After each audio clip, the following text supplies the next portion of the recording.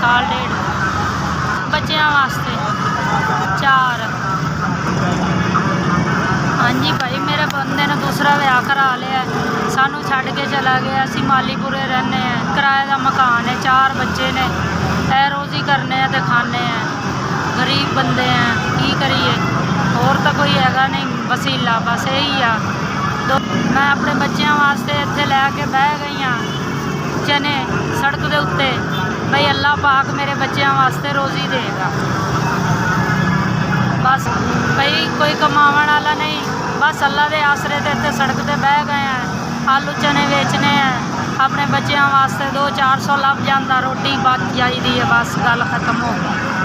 कोई मदद ही नहीं करता अल्लाह तो इलावा, बस अल्लाह ही करता है, 200-400 लभ जाता।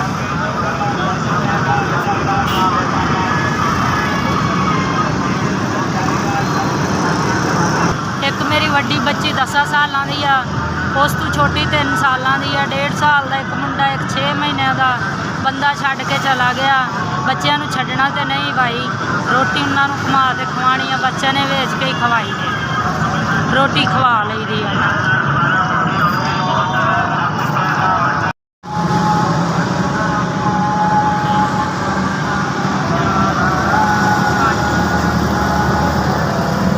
अल्लाह तुहाडा भला करे भाई, अल्लाह तुहानू बहुता देवे, अल्लाह पाक तुहानू जिंदगी देवे, मेरे बच्चों के आसरे बने हो, अल्लाह पाक तुहानू इन्ना होर देवे। अल्लाह पाक जिथों आया है जिन्हें भेजा है, अल्लाह पाक उन्होंने बहुता देवे, अल्लाह उन्होंने बच्चों की हयाती लाए, अल्लाह पाक उन्होंने मदीना दिखाए, अल्लाह उन्होंने इन्ना होर दे। अल्लाह तुहाडा भला करे भाई, SVS तुसी मेरे बच्चों का ख्याल किया है, अल्लाह पाक तुहानू इन्ना होर दे। तुहाडी मेहरबानी, बड़ी बड़ी मेहरबानी।